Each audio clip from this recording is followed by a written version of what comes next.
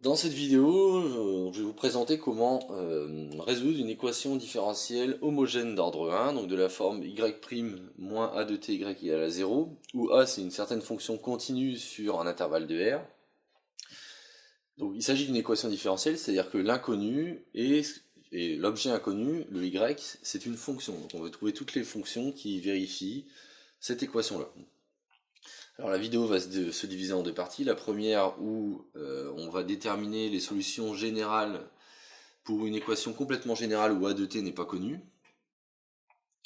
Et ensuite, dans la deuxième partie, on va essayer de résoudre une équation bien particulière pour un a bien choisi en appliquant la théorie qu'on aura préalablement établie. Donc la première chose à faire, c'est de commencer par essayer de trouver les solutions de cette équation de manière générale. Alors comment est-ce qu'on s'y prend? Donc là, on utilise une petite astuce pour déterminer ces solutions, c'est-à-dire on va choisir une certaine fonction grand A qui est une primitive de petit a, c'est-à-dire que la dérivée de A, de grand A, c'est petit a. Et on va multiplier astucieusement donc cette équation qui est nulle par la quantité. Donc on va l'exprimer déjà sur t, donc pour t qui se balade dans i. En fait, cette équation, elle est équivalente à écrire y' de t moins a de t, y de t est égal à 0. C'est-à-dire que cette équation fonctionnelle serait écrite de cette manière-là en chaque point t. Et ce qu'on va faire, c'est qu'on va multiplier,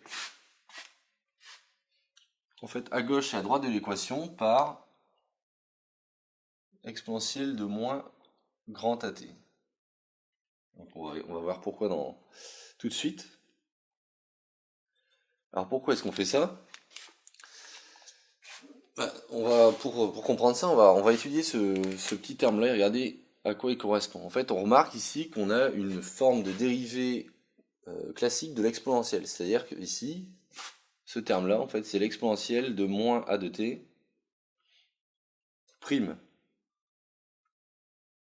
C'est-à-dire c'est la dérivée de l'exponentielle moins grande a de t, qui vaut la dérivée de a de t, de moins a de t, c'est-à-dire moins la petite a, fois exponentielle moins a de t. Et donc, partant de ce principe, si on gagne l'équation, on a quelque chose de la forme, finalement, u fois v'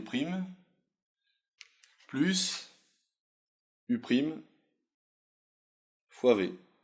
Si bien qu'on reconnaît ici la dérivée d'un produit et que cette équation est équivalente à, pour tout t dans i, on va voir que exponentielle de moins at fois y de t, le tout prime, est égal à 0.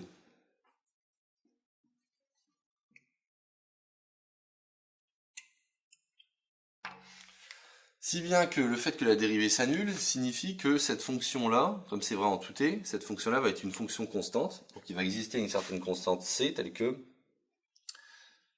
pour tout t dans i, exponentielle moins a de t, y de t est constante.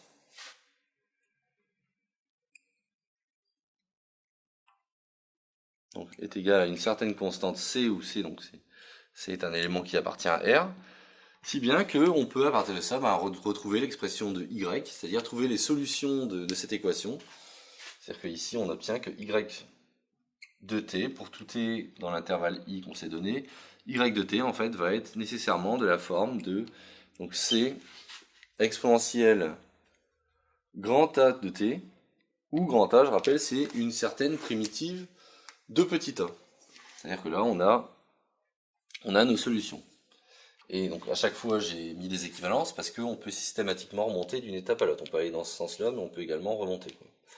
Donc les solutions de cette équation différentielle complètement générale avec a une fonction continue sur un intervalle i, sont de la forme c exponentielle grand A, où grand A est une primitive de petit a.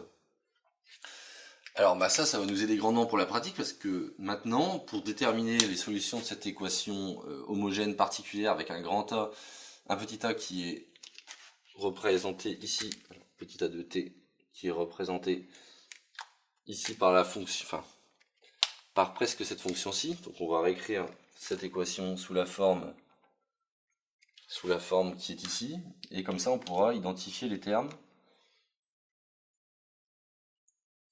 et ainsi déterminer les solutions de l'équation différentielle en question. Donc, cette équation, on peut la remettre sous la forme y' moins cos de ty est égal à 0. Pour quelle raison je fais ça? Parce que tout simplement ici j'ai un truc de la forme y' moins a de ty, et donc j'aimerais bien en fait trouver à quoi correspond mon a, et mon a, bah, il correspond à cette partie-ci. C'est-à-dire, ça c'est mon a de t.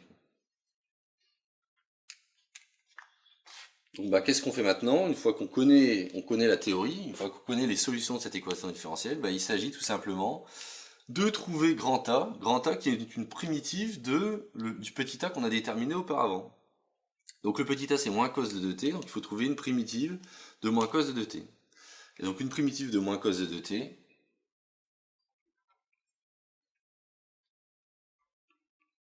ça va être quelque chose sous la forme donc, moins sinus donc de 2t moins sinus de 2t sur 2. C'est-à-dire que quand je dirige moins sinus de 2t sur 2, je retombe bien sur moins cos de 2t. En fait, cette expression, enfin, cette composante-là, c'est exactement mon grand A de t. C'est bien que mes solutions sont de la forme une certaine constante C appartenant à R multipliée par exponentielle de la primitive de la fonction qu'on a déterminée auparavant. Et donc ça termine la vidéo sur résoudre une équation homogène d'ordre 1 à coefficient quelconque.